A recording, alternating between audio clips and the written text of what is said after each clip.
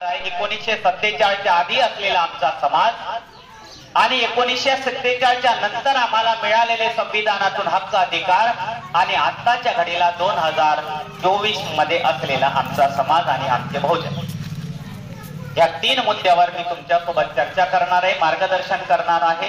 कदाचित होऊ शकते मीच प्रश्न तयार करणार, मीच प्रश्नाचं उत्तर देणार आणि कार्यक्रम संपल्यानंतर जर कुणाच्या डोक्यामध्ये जर प्रश्न असेल तर त्यांनी आपल्यासोबत चर्चा केली पाहिजे। जर चर्चा झाली तर ते जास्त चांगलं त्याचा आउटपुट होतो। मित्रांनो, बाबासाहेब म्हणतात, माझ्या नावाचा जय जयकार करण्यापेक्षा माझं अपूर्ण राहिलेलं कार्य पूर्ण करा, हे बाबासाहेब म्हणतात। आणि मी म्हणतो, आणि बाबासाहेब त्या लोकांचा जय जयकार करतात। कोणत्या लोकांचा जय जयकार करतात बाबासाहेब? कोण लोक आहेत ते?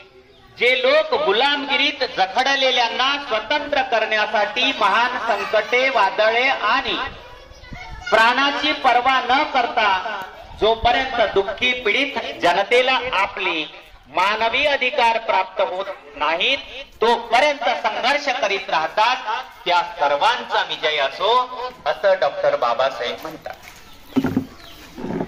मग हे कोटेशन, पहिलं कोटेशन बाबासाहेब म्हणते माझ्या नावाचा जय जयकार नको, आणि बाबासाहेबच दुसऱ्या लोकांचा जय जयकार करतात।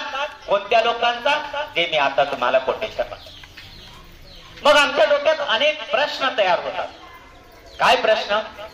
जर बाबासाहेब म्हणतात माझ्या नावाचा जय जयकार करण्यापेक्षा माझं राहिलेलं अधुरं कार्य पूर्ण करा, मग आमच्या डोक्यात आलं पाहिजे बाबासाहेबांसाठी अधुरं कार्य कुठलं असतं?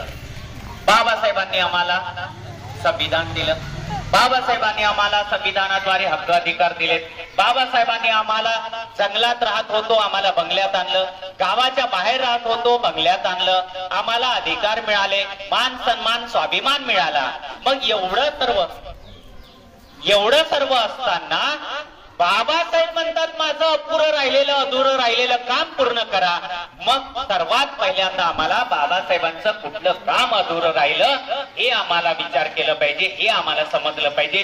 जर हे आम्हाला समजलं तर समोरचं काम आपल्याला करता येणार, जर हे कामच आपल्याला समजलं नाही तर समोरचं काम कसं करता येणार?